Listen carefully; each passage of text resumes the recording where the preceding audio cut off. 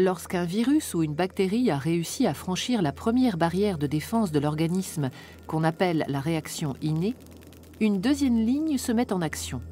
C'est l'immunité adaptative. Ce deuxième bouclier protecteur fait appel à des globules blancs spécifiques aux vertébrés, les lymphocytes. Les lymphocytes sont des cellules très spécialisées capables de s'opposer à un antigène agresseur et un seul.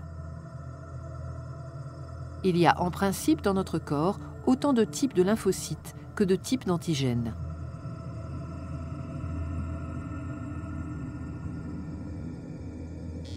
Lorsqu'un antigène agresseur a réussi à franchir la première barrière de défense de l'organisme, ces lymphocytes se mobilisent et quand ils reconnaissent la nature et l'identité de l'intrus, ils s'activent.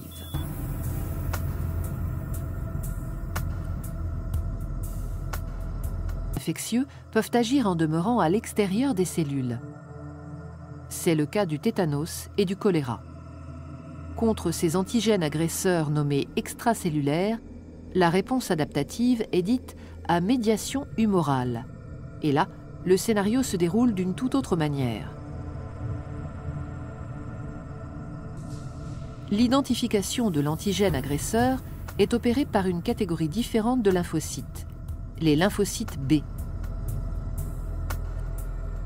Dès qu'ils ont identifié leur antigène, les lymphocytes B sont stimulés, se multiplient par mitose. Une partie est encore une fois stockée comme LB mémoire. Les autres clones se transforment en plasmocytes anti-antigènes. Ils produisent alors des anticorps circulants, spécifiquement dirigés contre l'antigène concerné. Ces anticorps circulants sont sécrétés en grande quantité dans le plasma, à raison de 2000 à 5000 à la seconde.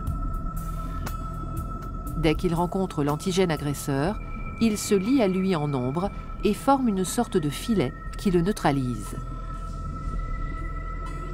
Toutes les cellules mortes, ainsi que les débris cellulaires résultant de la réponse immunitaire, sont éliminés par les macrophages, les éboueurs du corps humain.